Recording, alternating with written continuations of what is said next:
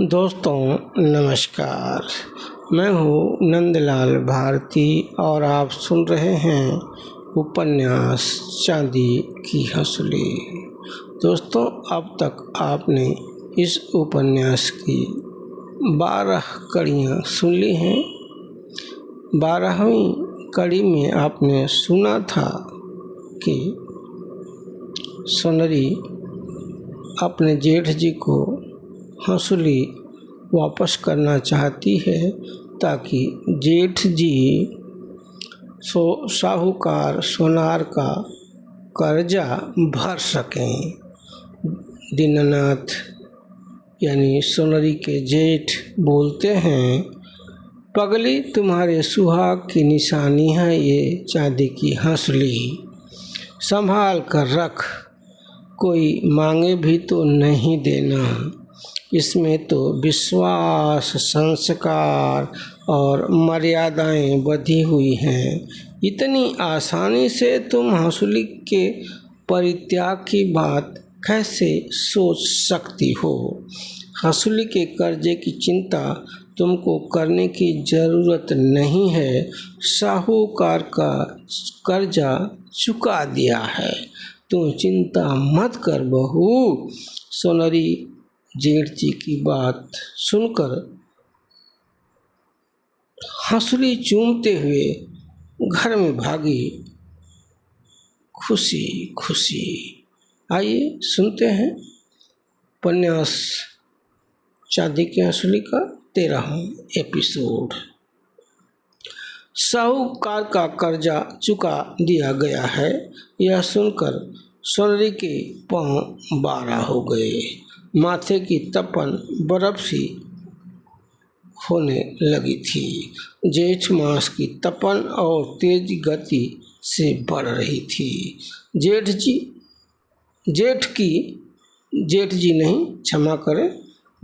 की तपन से लोगों का हाल वैसे ही हो रहा था जैसे चूल्हे की राख में आलू का होता है।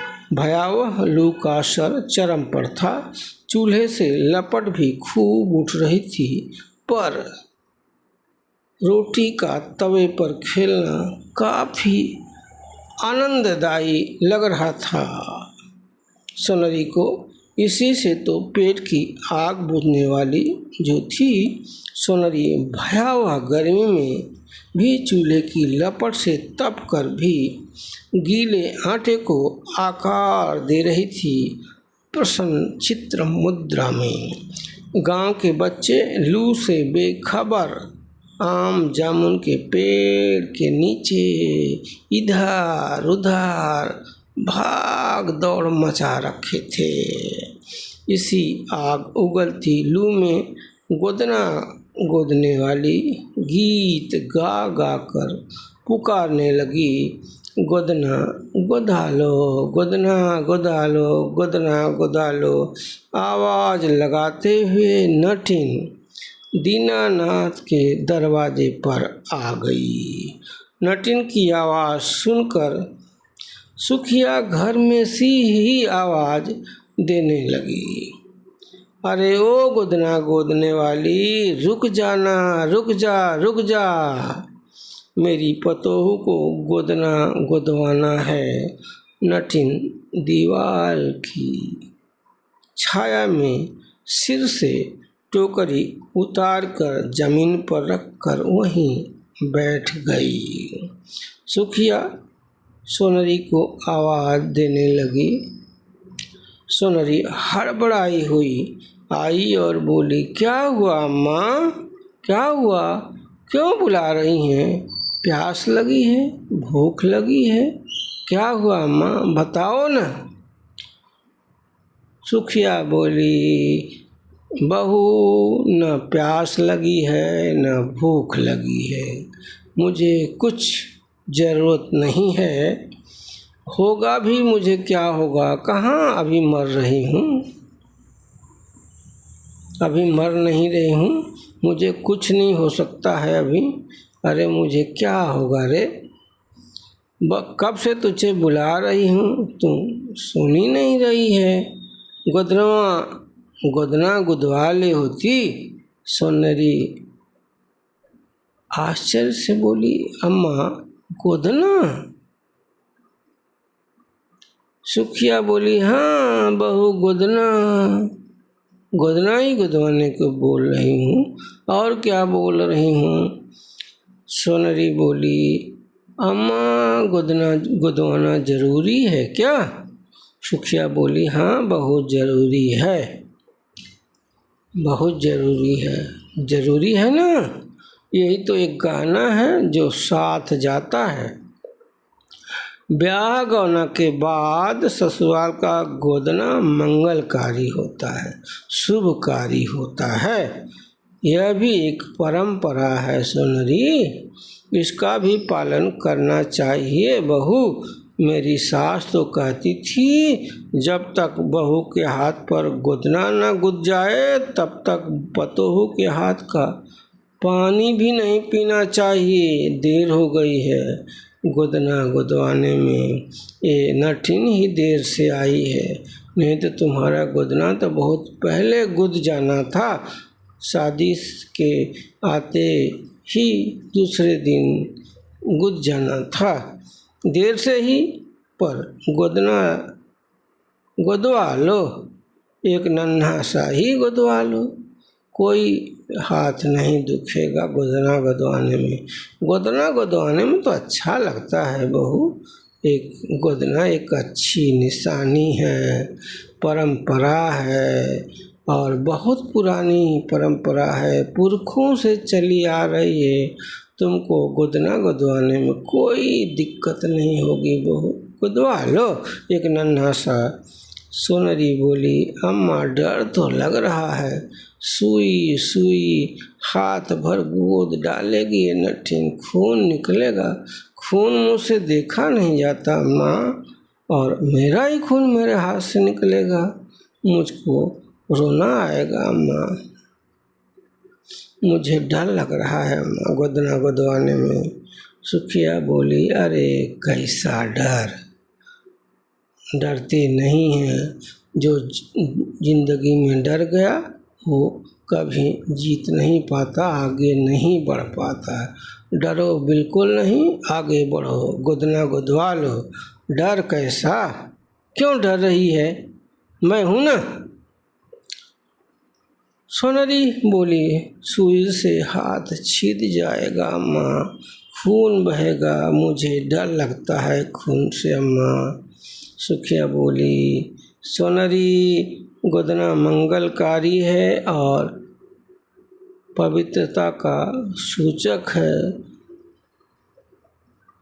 वैवाहिक जीवन का, शादीशुदा जीवन की एक निशानी भी है, बहुत बड़ी परंपरा है, ये पुरखों से चली आ रही है। तुम कह रही हो डर लग रहा है, डर रहा तो लगने दो, गुद जाएगा, गुदेगा तो डर भागने लगेगा।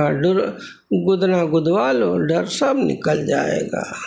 इसके बाद बोलोगी एक अम्मा बड़ा वाला गुदवा दो, वह भी एक परंपरा है बहू।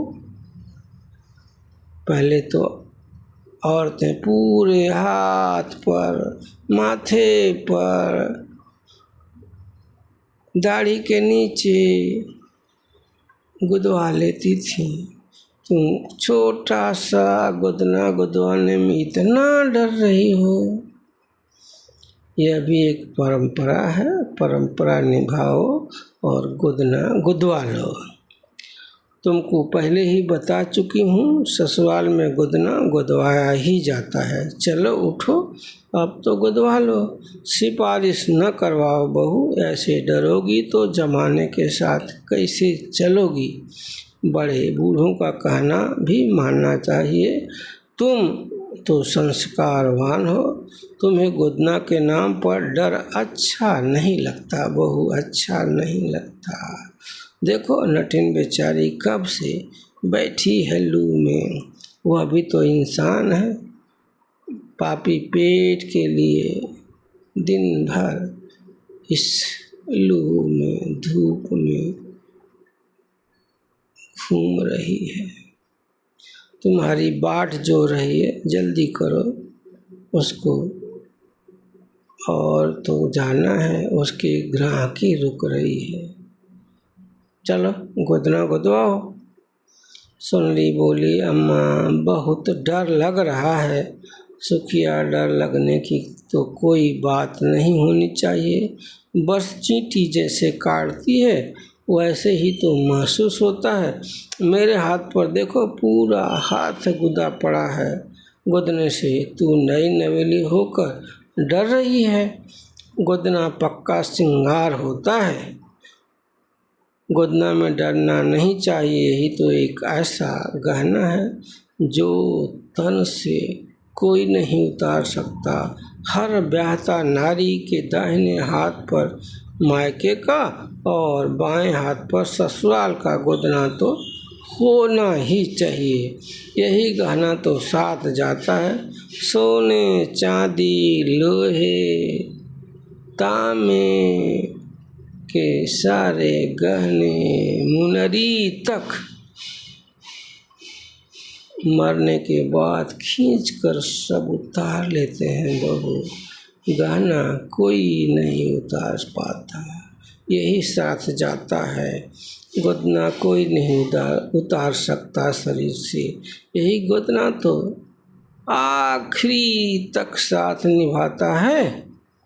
सुनरी बोली, हाँ अम्मा ठीक कह रही हो, मेरी दादी के हाथ पर ऐसा ही गोदना गुदा हुआ था, बहुत सारे गोदना गुदे हुए थे, बड़े बड़े। सुखिया बोली, हाँ सुनरी तुम भी गुदवा लो, बड़ा नहीं तो छोटा ही गुदवा लो, बाद में देखना, गुदवा सकना तो और गुदवा लेना, लेकिन अभी तो एक ससुराल की निशानी तो गुदवा ही लो। सुनरी बोली, अम्मा जिस गहने की जिंदगी भर दांत से दबा कर रखो, घर परिवार वाले मरने से पहले खींच खींच कर उतार लेते हैं, वह गहना गोदना है नहीं है। सोना चांदी का गोदना न होता है अम्मा, गोदना सचमुच कोई नहीं शरीर से उतार सकता। सुखिया, हाँ सुनरी, गहना तो मुर्दही में डोम तो मृत तन पर से कफन तक खींच लेते हैं।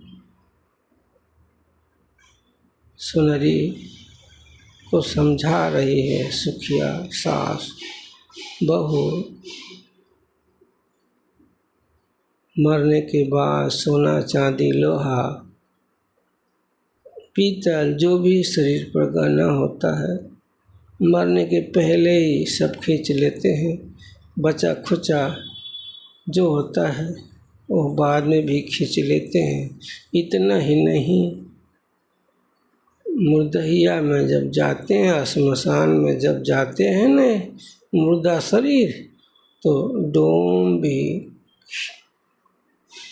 खींच लेते हैं, बचे खुचे कहीं छिपे छिपाए गहने, कफन भी खींच लेते हैं, शरीर पर एक वस्त्र भी शायद नहीं रह पाता है, अगर बचता है तो सफ़ेद सा कफन जिसमें से शरीर झलकता है। सुखिया बोली बहू से। सुखिया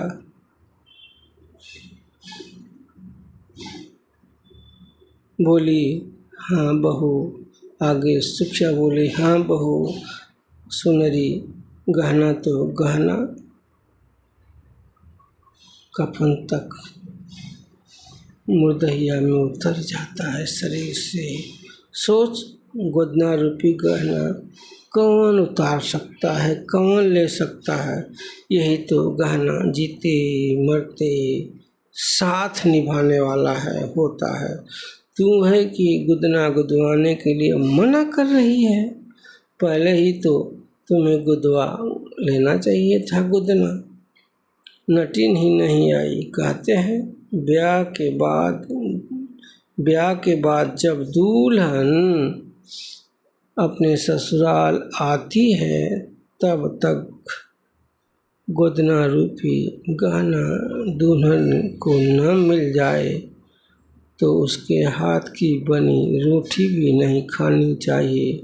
पर आजकल लोग कहाँ मानते हैं। पहले यह खूब चलन में था, अब धीरे धीरे कम होता जा रहा है। गोदना गोदवाने का रिवाज चलन खत्म होने लगा है। आजकल तो बाँह पर न जाने क्या चिपका लेती हैं लड़कियां।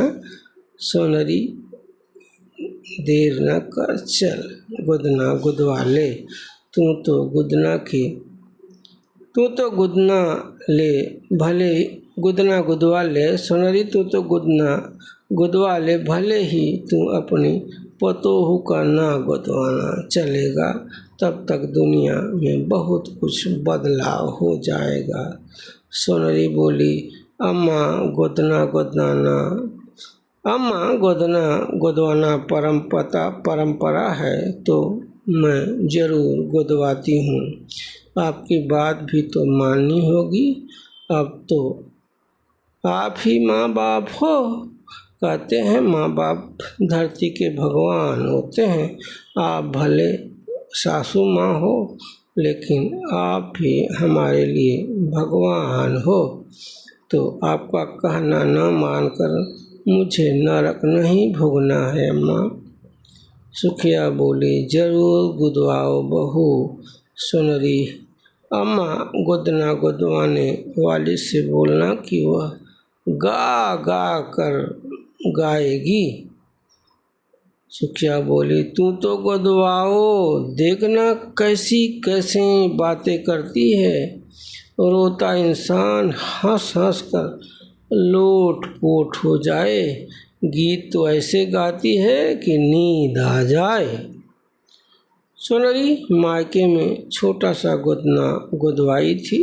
एक हाथ माँ पकड़ी थी, दूसरा हाथ बड़े भैया ने। दादी पंखा झल रही थी। मेरा तो रो रो कर बुरा हाल हो गया था। अपना गोदना गोदवाने की दास्तान सोनरी ने अपनी सास को कह सुनाया। सुखिया बोली, तब की बात और थी। अब तो तू सयानी हो गई है, सुहागिन हो गई है, घर परिवार वाली हो गई है। 2-4 साल में बाल बच्चेदार हो जाएगी।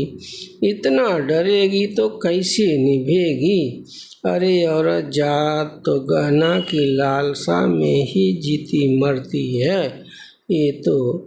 ये गहना किसी कीमती गहने से कम नहीं है। सोने चांदी हीरा मोती से भी महंगा गहना है। भले ही देखने में काला लगता है, सस्ता लगता है, लेकिन साथ यही काला गोदना ही निभाता है। सदा साथ निभाने वाला भी तो यही गोदना है। चोर चाहे तो चुरा भी नहीं सकता, कोई छीनना चाहे तो छीन नहीं सकता। बहुत अनमोल गहना है गोदना। सोनरी बोली, हाँ अम्मा, मेरी माँ भी ऐसे ही कहती थी।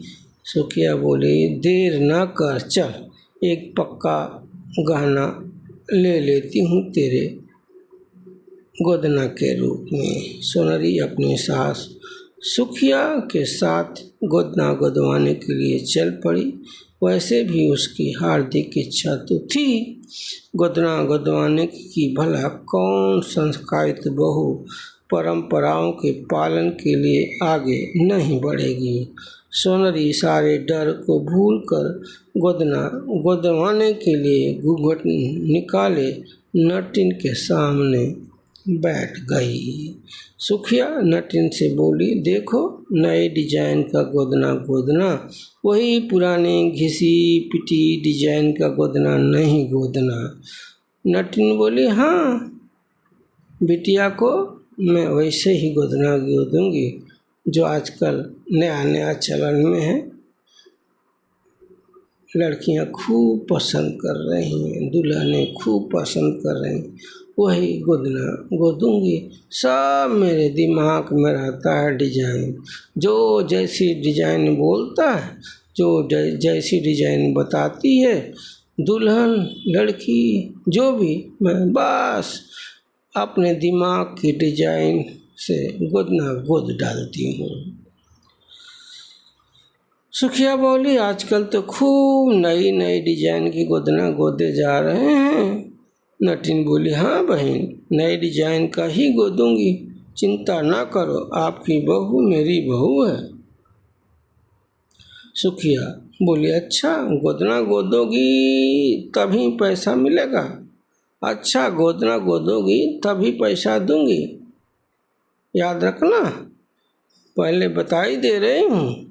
वह नटिन को समझाते हुए बोली थी। नटिन बोली, बहन जी धमकी क्यों दे रही हो, मत देना, पहले गोदने तो दो। सुखिया बोली, धमकी नहीं, सच कह रही हूँ। नटिन बहू का गोदना देखकर नटिन बोली, बहू के हाथ पे गोदना देखकर आपका मन भी ललचा जाएगा। ऐसा गोदना गोदूंगी, पैसा देना चाहे मत देना, मैं गोदना तो बढ़िया ही गोदूंगी। मैं सोचूंगी अपनी पतोहू को गोदी हूँ, अब तो मन की मैल उड़ा दो, खिलखिला कर आधे गाल मुस्करा दो। बहू सच कह रही हूँ, देखना, बहू को गोदना देखकर आपका मन भी, देखना बहन जी, बहू का गोदना उसके हाथ पर देखकर आपका मन कहेगा मेरे हाथ पर भी गोदवा गोद दे, ललचा उठेगा बहन जी आपका भी मन। दुगना पैसा लूँगी बहन जी, आपसे याद रखना। नटिन की बात सुनकर सुखिया के दिल पर मानो सांप लौट गया।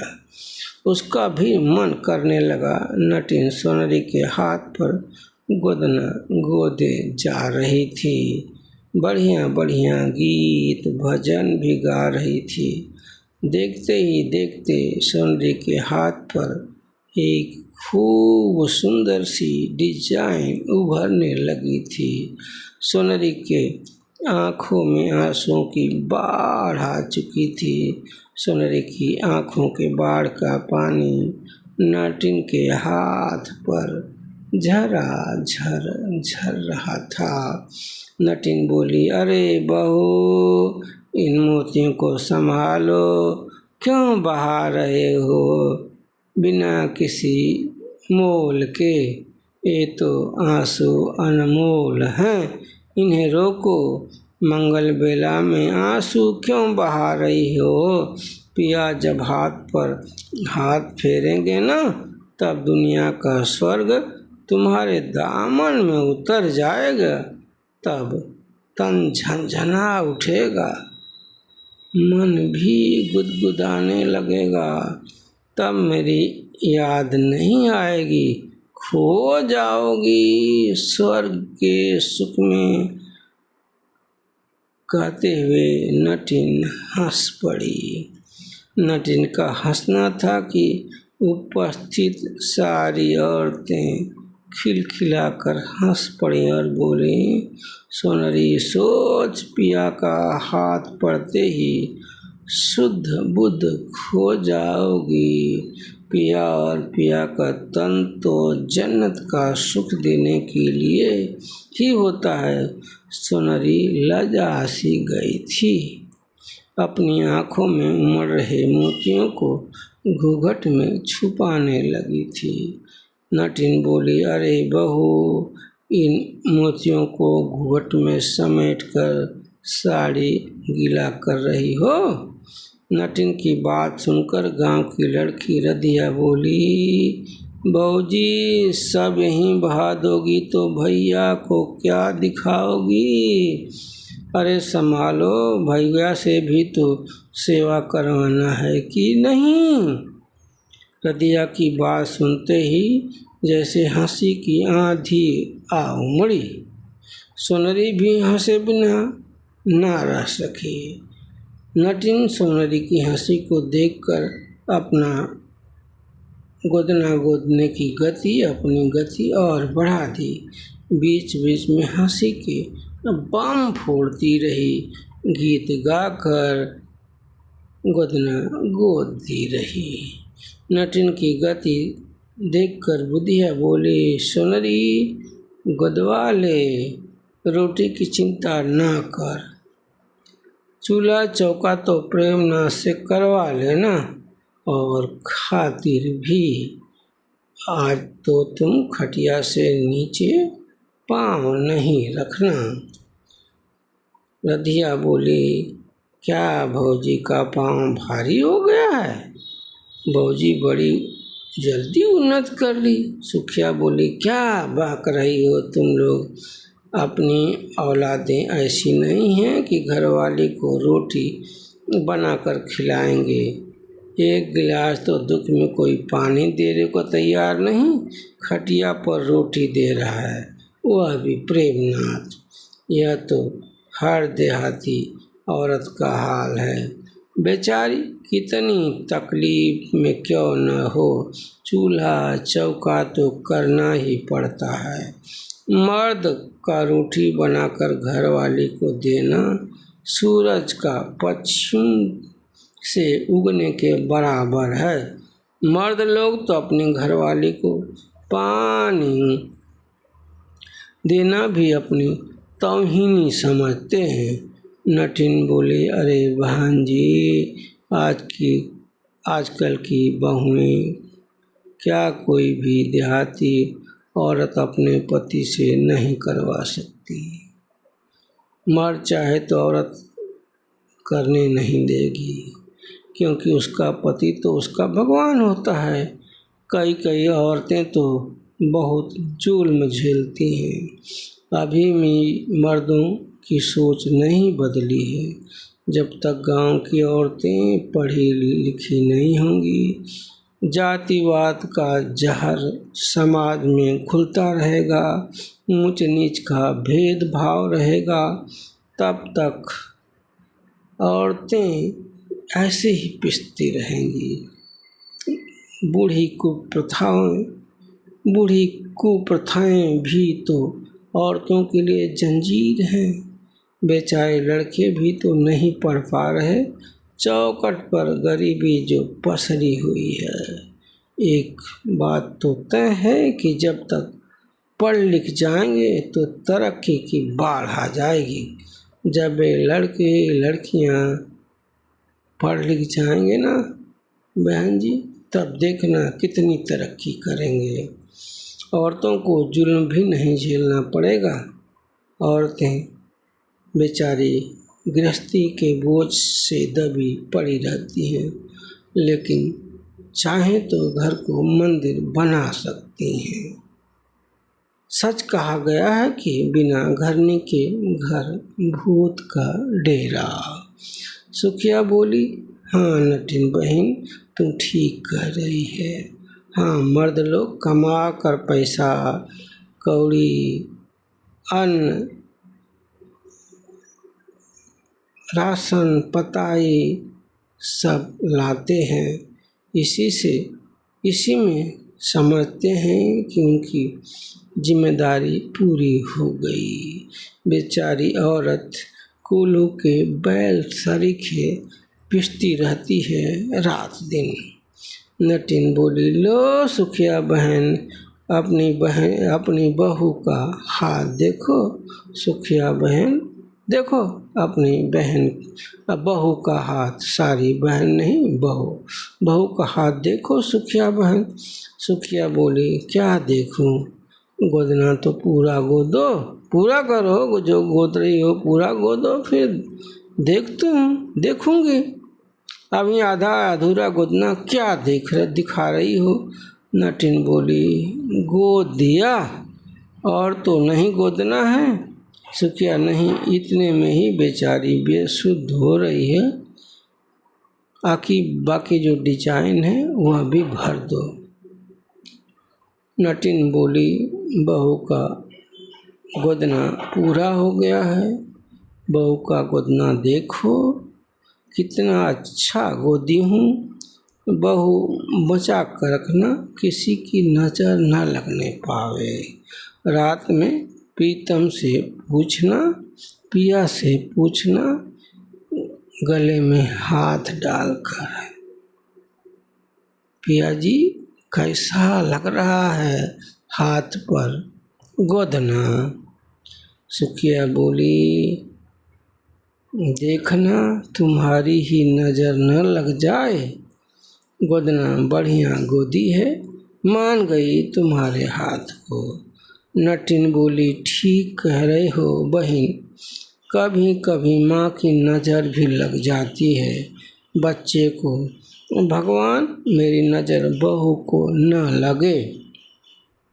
बचाना कहते हुए खुद का कान पकड़ने लगी। सुखिया बोली, ठीक बात है, ऐसा भी हो जाता है। नटिन बोली, ठीक है बहू की नज़र उतरवा लेना, अगर नज़र लगे कि नज़र लगी है तो बहू की नज़र उतरवा लेना। नज़र उतारने वाले को कहाँ ढूंढोगी, लाओ सरपत है ही झाड़ फूंक देती हूँ। सरपत की एक पत्ती लाओ, उसी से झाड़ फूंक देती हूँ, नज़र उतर जाएगी। मुझे नज़र भी उतारना आता है। बहू देख लो, पक्का गहना अच्छा है ना। तुम कहोगी तभी मेरी मजदूरी मिलेगी। तुम्हारी सास तभी देंगी, जब तक नहीं कहोगी तब तक नहीं मिलने वाली है। बोलो सासू माँ से गोदना अच्छा है। सुनरी बोली, हाँ अच्छा है।